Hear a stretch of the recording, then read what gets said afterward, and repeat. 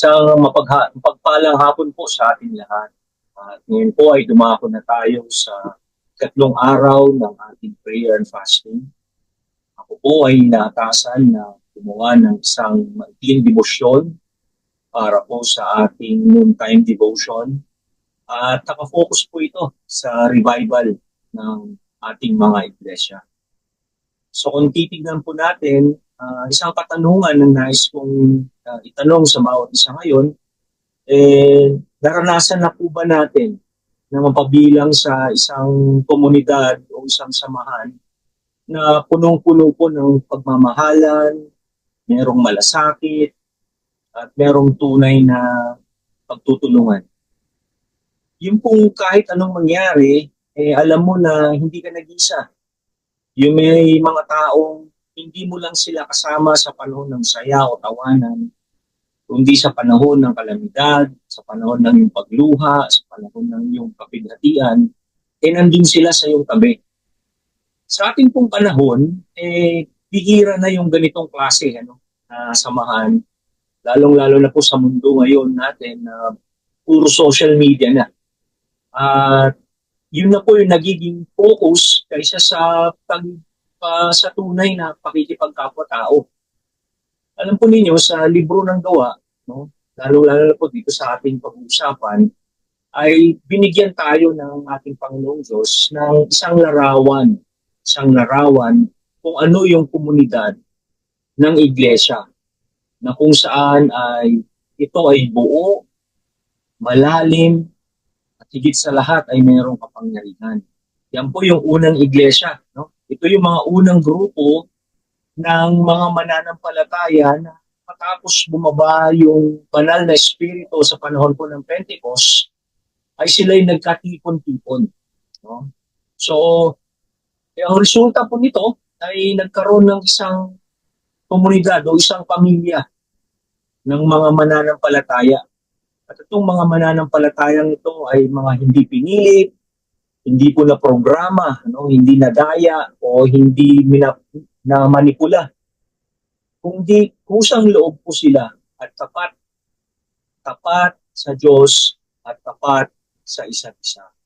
So ang ating pong konteksto sa hapong ito ay magmumula po sa libro ng Gawa, Kapitulo 2, versikulo 42 hanggang 47. Subalit ang aking babasahin lamang po ay yung Kapitulo 42, ay yung versikulo 42 at versikulo 47. At ito po ang kanyang sabi, naging masigasig sila sa pag-aaral ng mga itinuturo ng mga apostol, sa pagtitipon bilang magkakapatid, at paghahati-hati ng tinapay, at sa panalangin. So, ang titignan po natin dito, yung gawain ng unang iglesia noon ay tila meron silang bagay na ginagawang focus. Pag tinawag po natin focus, ito po yung kanilang sentro. Yung sentro ng kanilang buhay pananampalataya. At basahin din po natin yung verse 47, ang sabi niya, nagpupuri sila sa Diyos at kinalulugdan rin sila ng lahat ng tao at bawat araw ay idinaragdag sa kanila ng Panginoon ang mga inililigtas. So, ito pong revival o ito pong nangyari sa unang iglesia noon ay hindi sila, kung papansinin po natin, hindi po sila naging abala sa struktura ng organisasyon o pagbuo ng isang gusali o hindi sila naghanap ng mga titulo o kaya ay mga programa. Ang naging sentro po nila ng kanilang buhay ay yung kanilang pagtatapat sa mga gawain na itinalaga upang sila ay lumago. Ngayon, kung titignan po natin, ngayong araw po na to, titignan natin, kung paano tayo ng mga nasa modernong iglesia sa panahon na ito, ay maaari tayong bumalik. Maaari tayong bumalik doon sa puso ng mga naunang mananampalataya. Yung mga nauna, yung mga nagpakalat, naging dahilan kung bakit tayo ngayon ay mga mananampalataya. So, ang unang-unang bagay po na mapapansin natin dun sa ating nabasa sa versikulo ay yung pagiging tapat nila sa salita ng Diyos. Kung babasahin po ninyo sa verse 42, ang una po niyang sinabi ay naging masigasig sila sa pag-aaral ng mga itinuturo ng mga apostol. Yung word na ginamit po doon ay yung pagiging masigasig, tiyaga. Ang mga mananampalataya po ito ay nauuhaw sa katotohanan. Hindi sila kontento sa naririnig nila sa isang araw lang. Gusto nila lumago, matuto, maunawaan yung kalooban ng Diyos. Hindi sila tumitigil sa pakikinig. Naririnig nila yung mga sermon malahil ng mga apostol. Pero hindi sila nakukontento na minsan lang nila naririnig yung ebanghelyo. Ang gusto nila ay nagpapatuloy sila sa araw-araw. Sama-sama nila pinagbubulay-bulayan, nakikinig, nag-aaralan at higit sa lahat, sinasabuhay po yung salita ng ating Panginoon. At tandaan po natin, yung panahong iyon, wala pang Biblia. Wala yung Old Testament, wala yung Biblia ngayon na saan nakapaloob yung Old and New Testament. Meron mga kasulatan na silang pinangahawakan, which is po yung ating Old Testament. Subalit, pag tinawag po natin na turo ito ng mga apostol, yan po ay yung mga salita mismo, word of mouth, na natutunan nila mismo kay Jesus, narinig nila, nasaksihan nila. Ito po yung mga aral tungkol sa kanyang buhay, sa mga himala, sa kanyang turo, yung tungkol sa kanyang kamatayan at muling pagkabuhay, at ano po yung kahulugan ng kaligtasan sa pamamagitan ng pananampalataya sa ating Panginoon. Alam po ninyo, ang iglesia, kung nais po nating ma-revive ang iglesia, kailangan meron po tayong sigasig. Hindi lamang po ito nakapaloob sa mga pastor o sa mga elders o leaders ng iglesia, kundi sa bawat mananampalataya. Kailangan hindi mawala yung uhaw o pagkasabik na matutunan, mapag-aralan, mabalik-balikan yung mga unang turo, yung mga bagong revelasyon, yung mga bagong bagay na hindi pa natin nakikita, hindi pa natin naririnig, hindi pa natin nararanasan. Alam po ninyo, hindi mauubos ang salita ng Panginoon sa isang mananampalataya. Kahit mabasa nyo na yung buong Biblia, balik-balikan nyo yan, marami at marami pa rin po tayong makikitang revelasyon na nagmumula sa Panginoon. Bakit ito napakahalaga? Sabi po sa 2 Timoteo chapter 3 verse 16 to 17. Lahat po ng kasulatan ay isinulat sa pamamagitan ng kapangyarihan ng ating Diyos at mapapakinabangan sa pagtuturo ng katotohanan, pagsasaway, pagtutuwid, at sa pagsasanay sa matuwid na pamumuhay para maging handa sa lahat ng mabuting gawa ang naglilingkod sa Diyos. Bakit kailangan ito? Kasi ang salita po ng ating Diyos ang pinakapundasyon ng ating pananampalataya. Kapag wala po ito, madali po tayong maligaw. Madali tayong madala ng ating mga emosyon. O kaya, ang mas nakakatakot, ay ang mahulog po tayo sa maling aral. Ang ibig sabihin nito, kung gusto po nating lumago bilang Kristiyano, kailangan nating maging tapat sa pagbabasa, pagninilay-nilay, at pagsasabuhay ng salita ng ating Panginoon. Hindi lang ito, again, ulitin ko, hindi lang po ito sa mga pastor, sa mga elders ng church, kundi ito po ay para sa lahat ng nagsasabing sila'y nananampalataya sa ating Panginoon.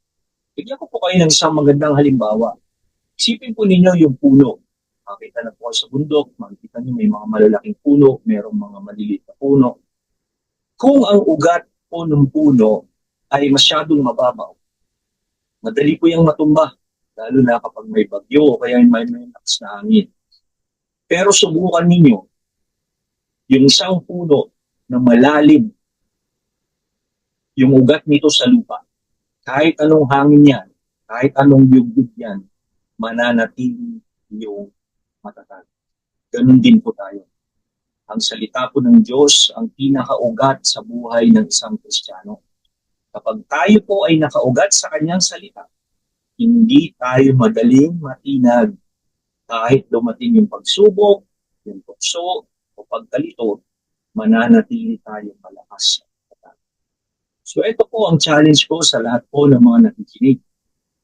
Ang tanong ko, ikaw ba may panahon ka pa ba para mag-araw-araw o mag-aral araw-araw ng salita ng Diyos?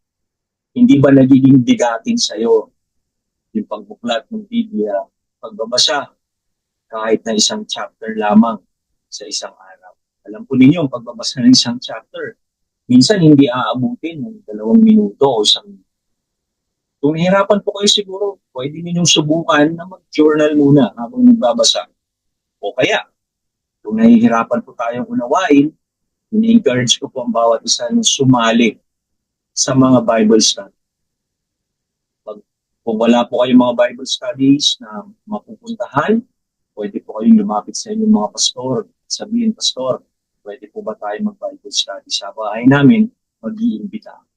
Alam po ninyo, wag natin papatayin pagkauhaw sa salita ng Diyos. Dahil sa araw na nawalan ka ng interes sa salita ng Panginoon, ay yun din yung araw na unti-unti kang matay. At higit sa lahat, i-apply niyo po ang inyong mga nababasa at napag-aaral. Ang ikalawang punto na nais ko pong bigyan ay ang pagiging tapat ng bawat mananampalataya sa isa't isa. Pag sinabi po natin tapat, ay hindi lamang po ito sa pagiging tapat sa salita ng Panginoon. Dahil kung titignan po natin yung mga naunang mananampalataya, matapos nilang maunawaan, maintindihan, meron silang malalim na pagkauhaw sa salita ng ating Panginoon, nakita rin natin na malalim din yung ugnayan nila sa isa't isa. Ang ibig pong sabihin noon ay hindi lamang ito simpleng kamustahan.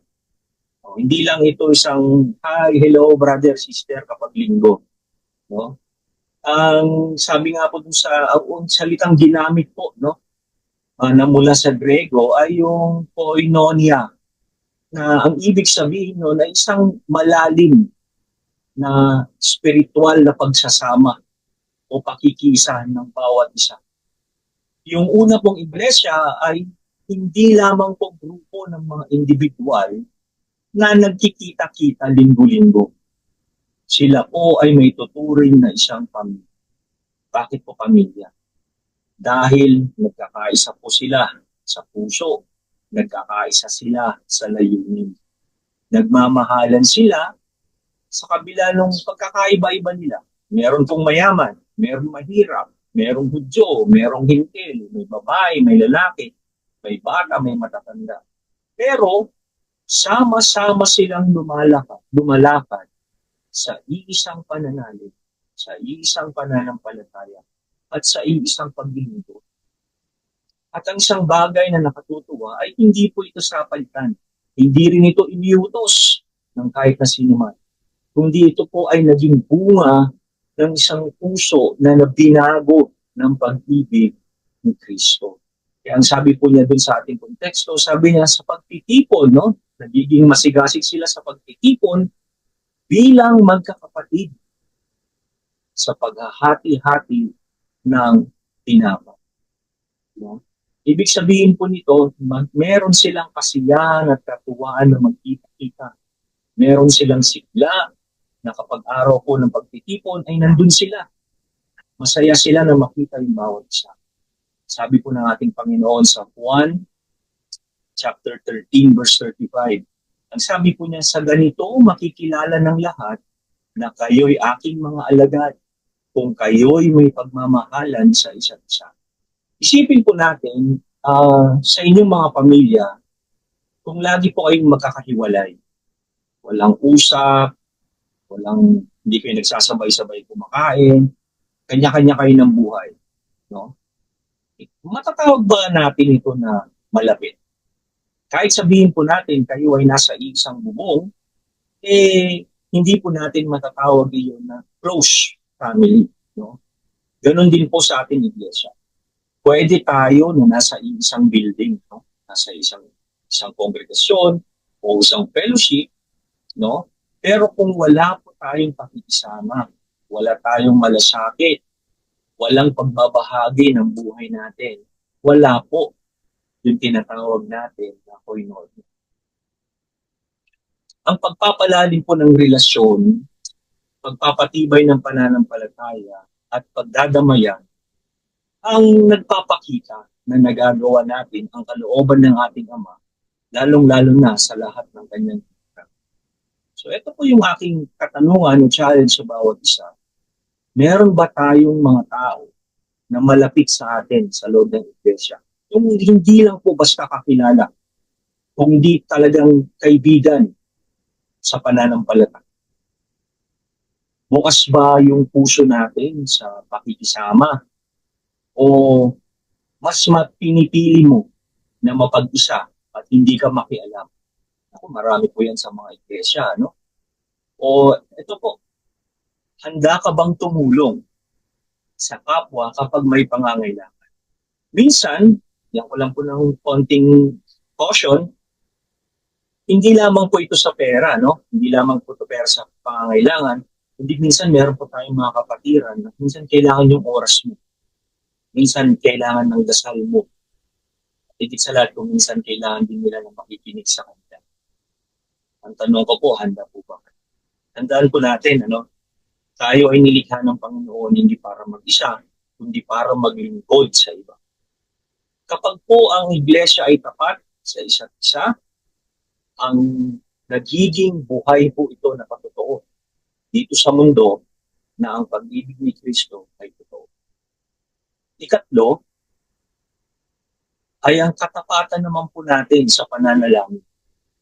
Ang kailangan po ang iglesia talaga ay mapanalangin. Ito po yung pinakamakapangyarihan na bahagi ng buhay ng mga unang iglesia. Napaka-prayerful po nila. No? Tapat na tapat talaga sila sa pananalangin. Hindi po ito yung panalangin bago kumain, hindi po ito yung panalangin kapag may problema, hindi po ito yung panalangin dahil sinabi ni pastor, hindi po. Ito po ay yung araw-araw nila na pakikipag-ugnayan sa Diyos. Personal man o sama-sama, yung corporate prayer.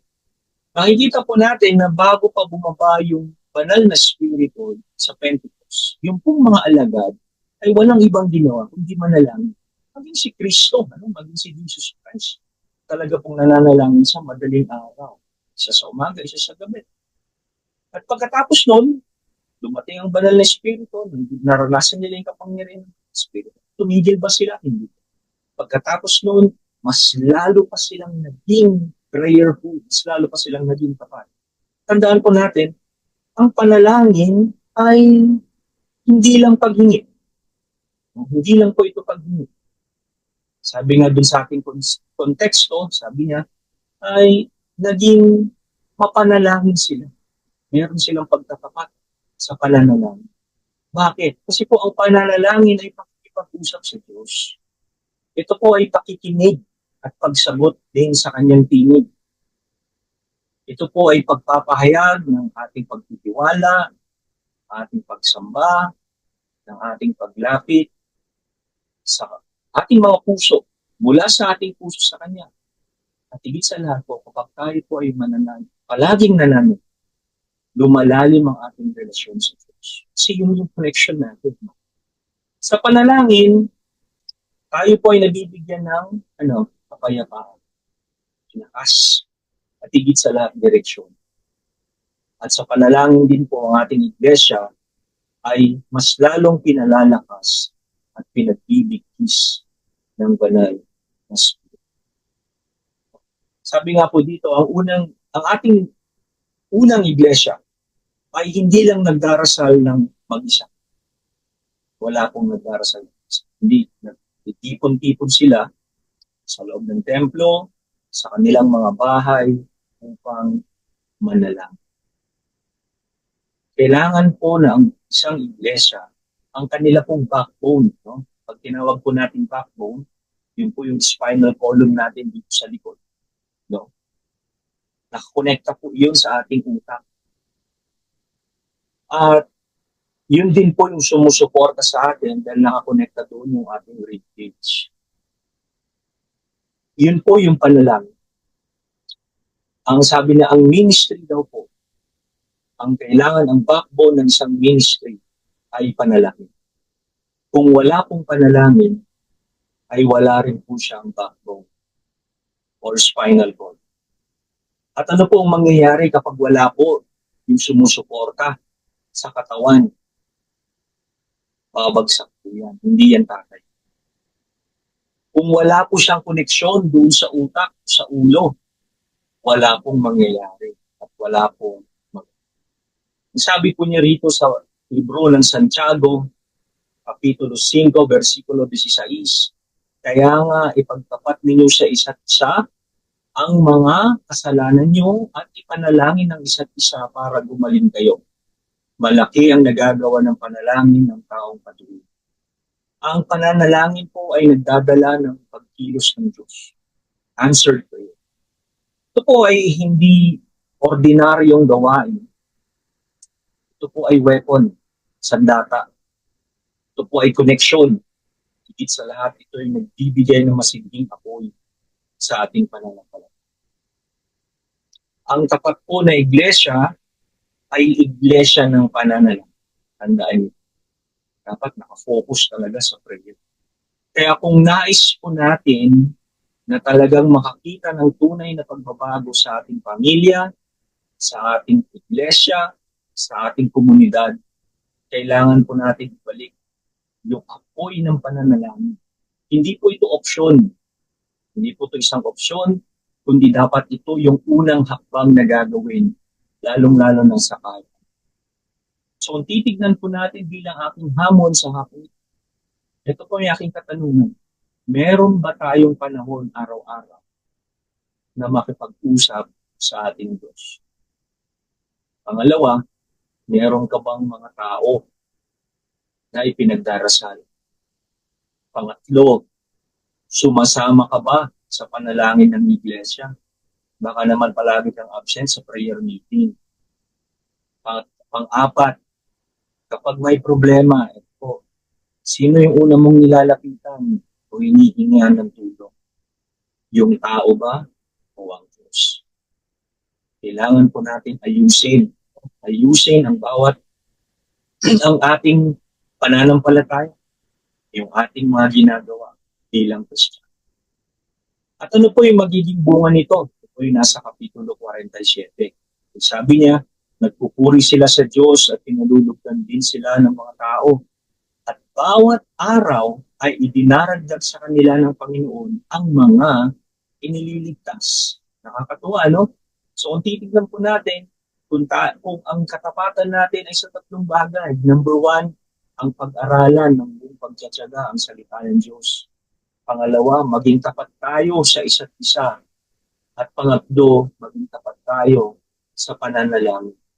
At ang magiging bunga po nito, ng pagtatapat natin, magkakaroon ng malaking kagalakan sa loob, personal, magkakaroon ng saganang kabutihang loob ang bawat isa.